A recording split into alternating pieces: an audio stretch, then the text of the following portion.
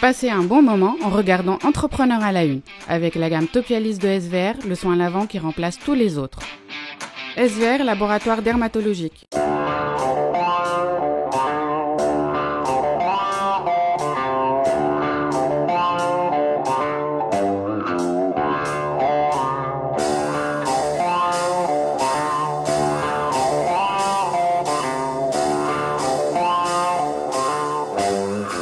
Bienvenue sur CETV, la chaîne télé du club Entrepreneur. Aujourd'hui, nous sommes à Darjeld Hotel and Spa.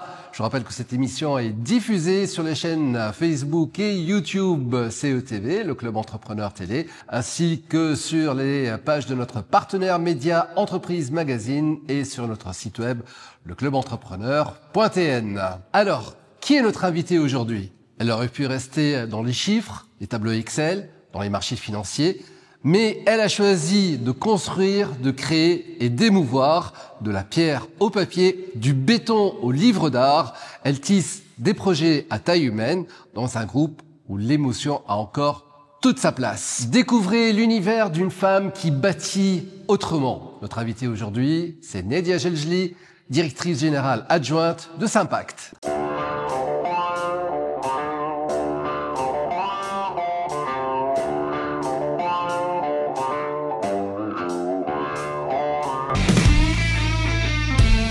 Nedia Geljli, merci d'avoir accepté cette interview. Bienvenue dans l'émission. Bonjour, merci à vous pour l'invitation. Alors dans cette émission, nous allons l'articuler en deux parties. Dans la deuxième partie, on va vous présenter un petit peu plus, on va en savoir un petit peu plus sur vous, sur votre style managérial. Mais pour commencer, présentons Sympact ou les entreprises du groupe. Sympact, c'est un groupe familial d'une centaine de salariés qui est présent sur 3 secteurs d'activité. Nous sommes dans l'imprimerie essentiellement, nous sommes dans l'édition spécialisée dans les livres d'art autour du patrimoine tunisien et nous sommes présents dans la promotion immobilière également. Alors, je vais parler essentiellement de l'imprimerie. C'est une entreprise donc familiale qui existe depuis 1979, leader sur son marché et qui va toucher à tous les aspects de l'imprimerie, dès la conception graphique jusqu'à la fabrication, etc. Nous sommes présents à l'international à travers nos livres dans le cadre de la maison d'édition et nous exportons essentiellement en Europe et en Afrique. Donc, notre client le plus important est aujourd'hui belge, par exemple. Alors, il n'y a pas que l'impression aussi. Oui. Déjà, l'impression, on est dans l'imprimerie industrielle historique. Depuis 2016, face à la digitalisation, on a essayé de se réinventer un peu et, en tout cas, nous avons investi dans une unité numérique, dans une structure numérique qui gère essentiellement les petits tirages et qui nous permet une souplesse face au marché. Alors, nous sommes dans l'imprimerie, nous sommes dans l'édition donc de livres d'art et nous sommes dans la promotion immobilière à travers des projets à usage d'habitation, essentiellement en banlieue nord de Tunis, mais aussi au lac. Voilà.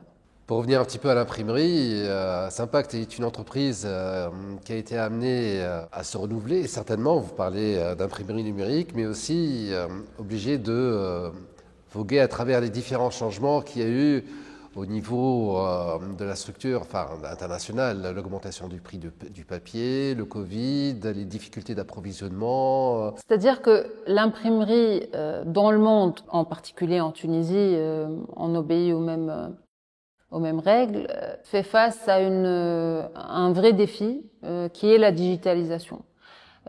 L'imprimerie qui depuis plus de 6 siècles, depuis Gutenberg en 1450, c'est le canal principal de transmission de l'information, de l'éducation, du savoir, est un peu mis en difficulté depuis les années 2000 avec l'avènement du numérique et le digital. Donc oui, la digitalisation, c'est un enjeu majeur, hein, mais qui touche tous les aspects de notre activité. Ça va toucher les contenus. Aujourd'hui, les magazines ne sont plus ce qu'ils étaient. Aujourd'hui, ça s'est digitalisé. Les catalogues produits, les catalogues publicitaires, les journaux. Ça va toucher le procédé de fabrication. On est de plus en plus donc sur des unités numériques avec l'impression sur demande, la micro-édition, etc. On réalise aussi que c'est l'une des opportunités du digital, on y reviendra. Ça touche vraiment tous les aspects et ça touche aussi les usages. Parce qu'aujourd'hui, typiquement, le livre électronique prend de plus en plus d'espace sur le livre traditionnel papier. Ça, c'est le défi de la digitalisation. Alors, ce défi, en quoi il nous impacte? Il va impacter les volumes d'impression. Ces volumes d'impression, effectivement, on va imprimer moins. Alors, je vous parle de la digitalisation, sachant que tout ce process-là de digitalisation s'est exacerbé pendant la période Covid. Les habitudes en pris forme encore plus, tout est à distance, le papier n'est plus trop dans le... Voilà. On réalise aussi que le désintérêt progressif mais continu des jeunes pour le papier et pour le livre en particulier. Le coût de la production, vous en avez parlé tout à l'heure, le coût de la production est aujourd'hui un gros enjeu. Et bien sûr, nous avons aussi la pression écologique. C'est le sujet d'actualité. La pression écologique, on essaie de revoir les stocks, et c'est vrai que le numérique est une bonne option pour y remédier. Alors, la digitalisation, effectivement, c'est un enjeu majeur. C'est même une menace, hein, pour dire les choses comme elles sont. Mais ça peut présenter aussi des opportunités. Les opportunités de la digitalisation sont dans la diversification. Aujourd'hui, on est de plus en plus sur des livres d'artistes. On est de plus en plus sur des séries limitées. Alors, je vous disais, les habitudes ont évolué encore plus depuis la pandémie, mais je veux dire, avec le e-commerce, par exemple, on réalise la demande croissante sur les emballages imprimés.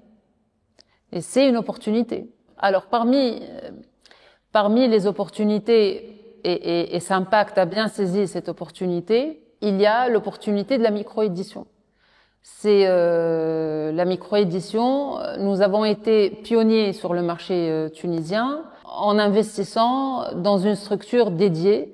Alors, la micro-édition, c'est quoi, vous me direz? Pourquoi la micro-édition? C'est quoi la micro-édition? La micro-édition, c'est un procédé d'édition particulier, indépendant, qui obéit à ses propres règles et spécialisé dans les petits tirages.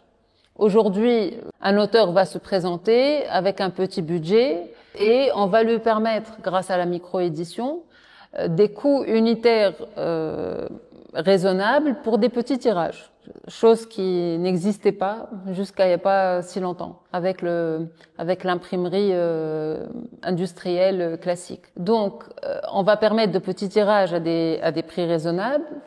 Ça va être l'espace pour une nouvelle liberté créative. On va pouvoir tester des choses qu'on pouvait pas se permettre. L'auteur va être de plus en plus impliqué dans tout le processus de production. Ça va aller de la conception jusqu'à la finition. On va tester, on va avancer avec des petites quantités. Ça va pouvoir se faire. Souvent, c'est des petits tirages et qui vont être hors sentier battu en termes de commercialisation et en termes de distribution. Alors, il y a un point important qui nous tient à cœur à Sympact. C'est-à-dire que on se rend compte que l'un des traumatismes vécus par un auteur qui va se lancer dans un projet de livre, c'est ce qu'on appelle dans notre jargon le stock rossignol. Stock rossignol. Ouais, le stock rossignol, c'est les invendus d'édition. sachant que c'est des produits, c'est du papier, c'est périssable, etc. d'un côté. Pour 5 livres vendus, on va se rendre compte que la rentabilité va être complètement rongée par un livre invendu. Mais au-delà de la problématique financière, vous savez, un auteur, quand il se présente à nous après parfois des années de recherche, d'introspection, de travail, vendre un livre, c'est un aboutissement de quelque chose d'encore plus important. Vendre un livre, il va se sentir validé. A contrario, j'ai pas vendu, je suis pas validé, et c'est dur à vivre en fait. Au-delà de tout ça, il y a aussi, encore une fois, la problématique écologique. La micro-édition est une bonne réponse par rapport à ça. On va éviter les stocks d'invendus, le gaspillage, etc. Mais quand vous dites micro-édition, petit stock, c'est combien? C'est en gros, c'est 100 exemplaires, 500 exemplaires? Non, vraiment, il nous est arrivé d'éditer 5 livres pour participer au salon de l'édition, pour des éditeurs nouveaux sur le marché et un peu sous-capitalisés.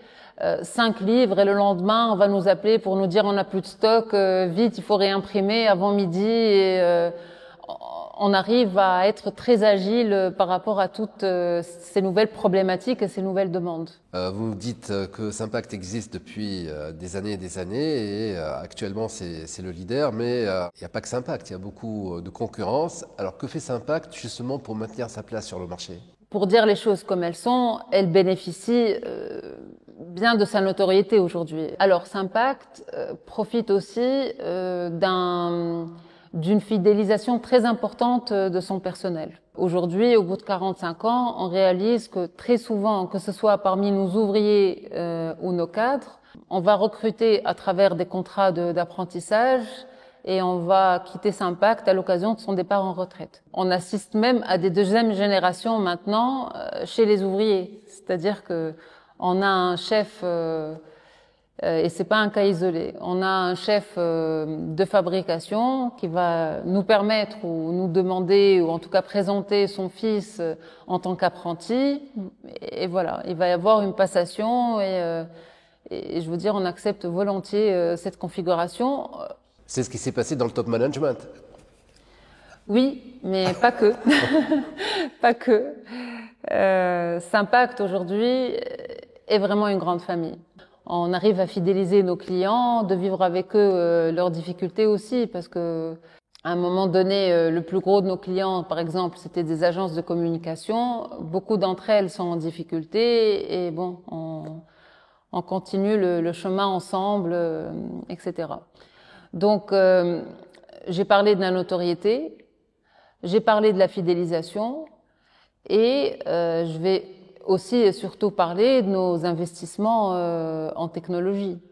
Aujourd'hui, même pendant le Covid, on a investi massivement et dans l'imprimerie offset industrielle et dans l'imprimerie numérique. Alors moi, la question que je me pose, c'est comment une entreprise qui est leader sur le marché au niveau de l'imprimerie passe à l'immobilier? Alors oui, nous on voit très bien le fil conducteur en tout cas. Je vais vous dire, moi après une première expérience dans l'immobilier, je réalise que ce fil conducteur est là, et c'est presque la même démarche. C'est-à-dire qu'avant de faire un livre, tout comme réfléchir sur une résidence, il y a une démarche intellectuelle, il y a une démarche artistique, il y a une démarche humaine importante, et il y a une démarche sociétale même. Et les choses chevauchent. C'est vrai qu'aussi bien mon père que mon frère que moi, on est vraiment dans l'esthétique. On est dans l'esthétique, et on est dans le beau en général. Et quand bien même on est dans l'immobilier, à un moment donné, on va retrouver toute cette démarche, et c'est chouette, quoi. C'est chouette. Quand on a fait le premier projet immobilier, personnellement, j'ai vraiment beaucoup aimé, beaucoup. J'ai adoré réfléchir sur le projet avec les architectes, les décorateurs, les paysagistes, choisir les matériaux.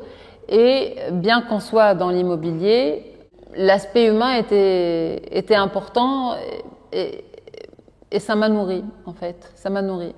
Vous savez, Tout comme je vous disais tout à l'heure que en s'attaquant à un projet d'édition, il y a toute l'introspection, tout le travail, toute la recherche. Pareil, pour acheter un logement, souvent c'est l'occasion de questionnements familiaux, c'est des problématiques d'héritage, de transmission, etc. Et cette proximité avec mes clients, en tout cas, m'a beaucoup apporté. Et tout comme dans l'édition de livres d'art ou même dans l'imprimerie du quotidien, ça m'a permis de comprendre à quel point l'humain était au centre de nos valeurs. Alors au début, je pensais que c'était mes valeurs à moi, parce que moi j'ai démarré avec l'immobilier tout en restant en retrait comme ça par rapport à l'imprimerie. Bon, in fine, on réalise qu'on est né là-dedans, on est imbibé dans cette culture. Nos valeurs, mes valeurs sont les valeurs de Sympact, et les valeurs de Sympact aujourd'hui, voilà, prennent un petit coup de avec ma petite touche. Alors c'est vrai, vous avez dit tout à l'heure que la demande au niveau papier, au niveau du livre papier est en train de baisser, mais quand même, si les jeunes maintenant préfèrent un e-book ou quelque chose en numérique, avoir le livre en lui-même, c'est toujours quelque chose qui va rester, je suppose, non? Ou la tendance est à la baisse aussi? Il y a deux problématiques. Il y a la problématique du désintérêt du Tunisien pour le papier. Sans être péjorative, le Tunisien aujourd'hui passe beaucoup de temps sur les réseaux sociaux. On est un peu plus passif devant une information qui va arriver via le digital. Mais on a aussi une problématique de Tunisiens qui lit pas beaucoup. Quand on voit les chiffres dans le monde, il y a des moyennes aujourd'hui qui sont évaluées de lecture par semaine. On n'est vraiment pas bien classé. C'est une réalité. Après, moi, je reste optimiste. C'est un autre sujet. Je reste optimiste. La personne qui a l'habitude de lire a un lien presque charnel avec le papier. Et aujourd'hui, on le voit parce qu'il y a des études sérieuses qui sont menées dans ce sens. En France, par exemple, le digital a propulsé la vente de livres, les réseaux sociaux en particulier, à travers les cercles de lecture, les TikTok, les recommandations. Aujourd'hui, le digital propulse la vente de livres et les gens ne lisent pas moins pour autant. Ça peut se compléter, il y a une synergie, mais non, il n'y a pas de quoi être particulièrement pessimiste face à l'avenir du livre. Très intéressant tout ceci, Nedja Jelgeli. Alors on va marquer une pause et lorsqu'on va revenir, on va parler beaucoup plus de vous, de votre parcours, de votre style de management, de vos valeurs. Donc restez avec nous.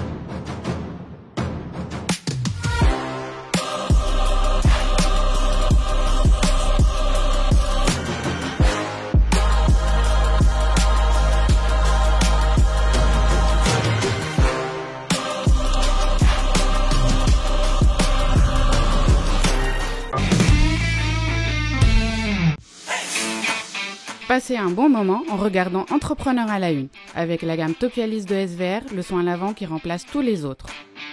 SVR, laboratoire dermatologique. Deuxième partie de l'émission consacrée à Nedja Jelgeli, notre invitée. Je rappelle que cette émission a été enregistrée à Dergeld Hotel and Spa. On rappelle que cette émission est diffusée sur les chaînes Facebook et YouTube Le Club Entrepreneur Télé.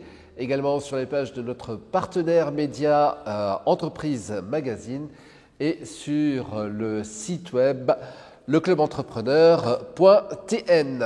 Nedja Jelgeli, votre parcours ne vous destinait pas au départ à être dans l'immobilier ou dans l'imprimerie. Au contraire, vous avez fait des études de finance. Oui, j'ai fait des études de finance.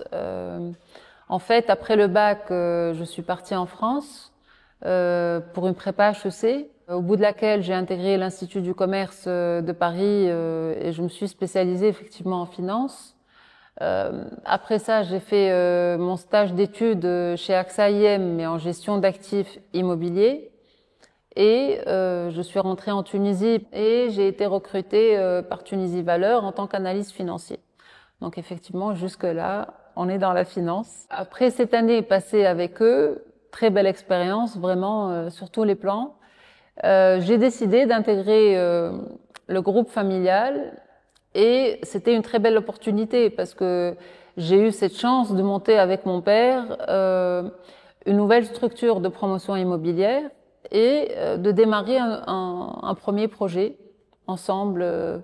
Ce qui était très important pour moi, au-delà de l'activité que j'ai adorée et qui m'a permis de m'affirmer professionnellement, de m'épanouir dans le cadre du groupe familial, tout en restant un petit peu en retrait, en observatrice un peu du reste de la dynamique. Et j'ai réalisé aussi à quel point intégrer une entreprise familiale qui va bien est difficile. Ça a été, je tiens à le souligner, ça a été difficile. Et je sais que c'est un vécu commun à quasiment toutes les deuxièmes générations. C'est-à-dire que au départ, on intègre l'entreprise, on reste un petit peu en retrait, on se pose des questions, on veut bien faire, on questionne sa légitimité, on observe, on se sent observé à juste titre. Et bon, par moment, on a des vieux démons qui vont réapparaître, le syndrome de l'imposteur, etc. Il y a beaucoup de littérature, hein. Il y a beaucoup de littérature là-dessus. Et c'est vrai qu'on sous-estime parfois la difficulté. Donc moi, ma grande chance, si vous voulez, c'était d'intégrer ce groupe familial à travers un projet qui démarrait d'une feuille blanche. J'avais cette proximité avec mon père qui m'a permis aussi de mieux comprendre le reste de la dynamique et de glisser très progressivement vers notre activité principale à l'occasion de grands projets. Enfin, tout est relatif, mais c'était des grands projets que j'ai chapeautés, notamment la mise en place d'un nouveau système d'information. Donc voilà, ça s'est fait finalement progressivement et sans heurts. Le premier projet immobilier a rencontré un grand succès vraiment, et c'était très rassurant pour moi et pour la suite. Je vous dis toujours dans le cadre de l'évolution dans le groupe familial, je me faisais un petit peu une. L'une des problématiques certainement de travailler avec son père, c'est justement que c'est son père, c'est pas un étranger, donc c'est quelqu'un qu'on connaît depuis qu'on est né. Dans lequel il y a non pas un rapport il y a d'abord un rapport hiérarchique, mais en plus il y a un rapport père-fille. Est-ce que c'est le même rapport à la maison et dans l'entreprise? Comment est-ce qu'on s'affranchit? Certainement, bon, il y a l'autorité du père qui ne peut pas être discutée certainement au niveau de la famille, mais lorsque vous, financière par exemple, vous voyez des trucs dans les comptes qui ne vont pas, ou des choses à aménager, ou des choses à changer, comment est-ce qu'on arrive à s'imposer? Oui, c'est un vrai sujet ça, parce que au début on se rend pas compte. Au début on arrive un peu, je vous dis, un peu en retrait, mais par moments un peu en terrain conquis, et on se rend compte que la relation elle change un peu au début en fait. Elle évolue progressivement jusqu'à atteindre un rythme de croisière. Mais au début c'est vrai que c'est pas évident. C'est-à-dire que je vous l'ai dit tout à l'heure, en plus mon père, particulièrement dans la rigueur et dans la gestion industrielle, et puis c'est un ancien sportif, donc de haut niveau, il a ce côté fédérateur, il a une équipe, je veux dire, il n'a pas un cadre, il n'a pas sa fille, il n'a pas son fils, il a personne, il a une équipe et il faut que cette équipe avance et qu'elle gagne. C'est un winner, quoi, il n'y a pas de... Alors, on rappelle juste que votre père, c'est Nasser Jajli, ancien handballeur, expérience sportive de Tunis, équipe nationale. Oui. Et donc, c'est vraiment un très grand nom du handball tunisien. Oui. Mon père, c'est ça. Mon père, c'est un ancien grand sportif qui a réussi dans le sport, qui a fondé son business à partir de pas grand-chose en termes de capital, ni même une formation dédiée en gestion. Il a été professionnel de handball en Belgique, tout en étant avec l'Espérance sportive de Tunis en parallèle et l'équipe nationale. Et il a eu cette chance donc de suivre une formation en art graphique à Bruxelles où il faisait du handball. Il a été spécialisé dans l'école des beaux-arts de Bruxelles. Il a été spécialisé en art graphique en colorométrie. En rentrant en Tunisie, il a fait un petit passage chez Cérès en tant que chef de production et il s'est lancé dans l'entrepreneuriat sans le sou, comme on dit. Et je vous ai dit, sans même une formation dédié dans le cadre d'un fonds. C'était le Faux Prodi à l'époque lancé, il me semble, par Hedi Nuira dans les années 70 pour des jeunes entrepreneurs diplômés et profitant d'un réseau. Donc c'est plus le capitaine d'une équipe de handball, mais c'est aussi maintenant le capitaine d'une entreprise. Tout à fait, tout à fait. Quand j'ai intégré moi Impact, la plupart de nos collaborateurs étaient déjà là. Donc j'ai compris et j'ai adhéré au fait que c'était à moi de faire le premier pas, c'était à moi de m'intégrer.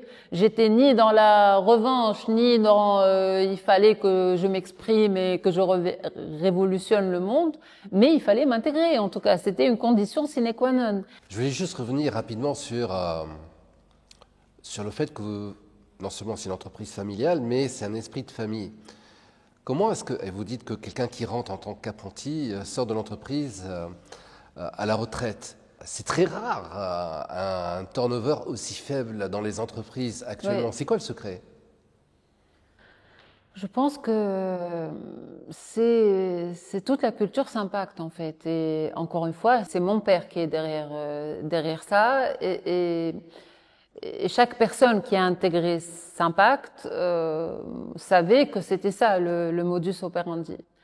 Il y a énormément de respect. Il y a vraiment cette gestion bon père de famille, mais ça va dans le détail, dans les problématiques quotidiennes des ouvriers. Et puis bon, c'est un sujet sérieux qui est pris sérieusement. Déjà, c'est très intéressant votre parcours, mais là maintenant, on va passer à un truc beaucoup plus personnel. Sartre ou Camus? Les deux. Les deux. Ah, il faut choisir. Ouais. Camus avec le mythe de Sisyphe. Camus avec le mythe de Sisyphe, qui est un livre qui m'a énormément marqué, beaucoup impacté. Ce mythe-là m'a accompagné à plusieurs étapes de ma vie et je réalise encore aujourd'hui que finalement, je n'avais pas encore tout assimilé, quoi. La liberté dans la résilience était un concept un peu abstrait au moment où j'ai lu le livre. Et aujourd'hui, je redécouvre ce livre avec grand plaisir. Dylan ou Brandon? Brandon. Brandon. C'est ma génération Beverly Hills. Pas Dylan ou Brandon, c'est bien évidemment Beverly Hills, la série. Oui, oui. Dylan, c'est pas mal aussi, mais Brandon, pour le côté doudou rassurant, ouais, Brandon. Très bien, écoutez, merci beaucoup Nadia Genji. Maintenant, je vous laisse la parole pour le mot de la fin. Merci infiniment pour votre invitation. Merci de m'avoir donné l'occasion de parler de mon métier passionnant, mais qui fait face à plusieurs défis, comme déjà expliqué. Le défi de la digitalisation sur fond de difficultés économiques quand même que vit le pays et qui impactent forcément notre domaine d'activité. Mais bon, je reste résolument optimiste. Il faut s'adapter. Il faut s'adapter, il faut trouver les bonnes solutions, il faut rester agile. Il y a quelques semaines, j'étais au bureau et j'ai un petit jeune qui arrive, qui a à peine la vingtaine. Je pense qu'il avait 21 ans pour lui avoir posé la question. Ce petit jeune arrive, les cheveux en pétard. Il est là. Il est passionné de jeux vidéo. Grâce à l'intelligence artificielle, il arrive à produire ses propres jeux. Il est arrivé avec une demande d'édition pour une bande dessinée pour pouvoir participer à un salon de la bande dessinée en France. Et ce petit jeune arrive avec des dessins faits par lui-même. C'est lui-même qui a écrit le texte en dirja, en arabe dialectal, et qui se pose des questions sur les financements, sachant qu'il connaissait déjà un ou deux billets sérieux. Je l'ai regardé et j'étais complètement béate. Enfin, c'est pas des choses qui auraient pu arriver de ma génération, vraiment pas. Et là, je me suis dit, ben, tout va bien. Tout va bien, c'est extrêmement positif et on ne peut être qu'optimiste. Donc, je suis optimiste. Alors merci beaucoup pour votre mot de la fin, mais c'est pas encore la fin, je vous le dis tout de suite, parce que là on va présenter 3 livres que vous avez édités, sur lesquels vous avez travaillé. Vous avez fait le choix de ces 3 bouquins. On peut dire bouquins, hein? Oui. Alors, le premier, c'est les costumes traditionnels féminins de Tunisie, avec la Bibliothèque nationale de Tunisie. C'est un très beau livre. En termes de contenu, c'est un travail encyclopédique fait en coédition avec la Bibliothèque nationale. Ce livre est paru en février 2021 et il fait référence à un travail de terrain qui a duré 4 ans avec une équipe de chercheurs qui a parcouru villes et villages en Tunisie. Je pense qu'ils ont balayé toutes les régions. Et ayant pour objectif, évidemment, de documenter, de retracer ces costumes féminins de Tunisie. Vous avez les costumes, vous avez les accessoires et vous avez les pratiques autour. C'est un livre de référence et qui a pour objectif de préserver ce patrimoine. Au-delà du travail de recherche, ce livre présente 69 illustrations en couleur et détaillées et plusieurs illustrations en noir et blanc. C'est un travail iconographique très important. Gravé dans le marbre en fait, c'est ça. Ouais. Très bien, maintenant on va passer au deuxième livre, Musique de Tunisie de Ali Loueti. Oui, alors c'est un livre d'art qui traite de Ali Loueti, qui est paru en 2012 et qui traite, comme son nom l'indique, de la culture musicale en Tunisie. Donc c'est un travail de référence qui représente aujourd'hui une source précieuse pour les chercheurs, pour les musiciens, pour tous ceux qui s'intéressent à la culture tunisienne. Et dans ce livre, illustré aussi, on va y détailler tous les aspects culturels, historiques, sociaux de la musique. On va étudier les différents instruments selon les régions et on va surtout détailler aussi les différentes influences qui ont impacté l'évolution de la musique en Tunisie, à savoir l'apport des Berbères, des Arabes, des Andalous et des Ottomans. C'est un travail de référence aujourd'hui, effectivement. Et à ma grande surprise, Ali Loueti parle même du métal. Et grande surprise, je ne savais même pas. Il parle même de moi, un rôle non moins important et assuré par des émissions de radio. Zanzana de Kélim Belamor sur les ondes de Radio Tunis, chaîne internationale. Merci, c'est Ali. Je ne savais pas, sincèrement, je ne savais pas. Sympathique. Bah oui. Merci beaucoup. Je garde le livre. Avec plaisir. Troisième livre, celui de Ali Hamza, Tozeur, chronique d'une ville de sable. Alors, c'est notre dernier titre en date.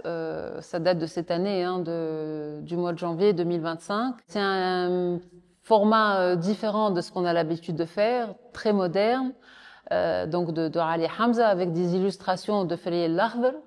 On y retrouve des chroniques attachantes, percutantes, nostalgiques et très très drôles, quoi. Et on y retrouve tout l'univers de Ali Hamza. Maintenant, pourquoi Tozeur? Je pense qu'elle avait besoin de ce passage-là après ses chroniques sur le Mahdiya. C'est une ville qui lui est chère de par ses origines, qu'elle a redécouvert avec le temps. C'est un très beau contenu avec un contenant, on va dire, un peu différent. Voilà, donc après Mahdi et tout, nous allons le temps maintenant de Ali Hamza qui nous fasse un livre sur Elisa, du nom de sa rubrique, tous les lundis dans le journal La Presse. Oui, on a plusieurs autres projets avec elle pour cette année. On les attend de pied ferme. Elle a déjà commencé à travailler sur un livre autour de Kairouan. On a aussi un très beau projet de livre sur les ateliers d'artistes, avec des archives de Jalil Ben Abdallah, de certains artistes de l'école de Tunis, mais avec aussi des artistes plus contemporains, etc. On a de très beaux projets en édition. Ouais. Très bien, écoutez, merci à vous, merci pour votre présence. C'est une émission très riche. Voilà, écoutez, merci à vous aussi de nous avoir regardés. Je rappelle que cette émission, et nous les en remercions, a été tournée à Darjald Hotel and Spa. Nous remercions également la marque de vêtements Spadadi Battaglia. Remerciements aussi aux partenaires de l'émission. Cette émission a été préparée et réalisée par Selim Hafsaya. Les moyens techniques please.tn.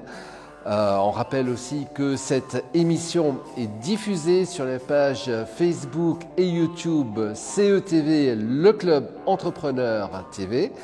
Également sur les pages de notre partenaire média, Entreprise Magazine, et sur le site web leclubentrepreneur.tn. Vous avez regardé Entrepreneur à la une, avec la gamme Topialis de SVR, le soin lavant qui remplace tous les autres. SVR, laboratoire dermatologique.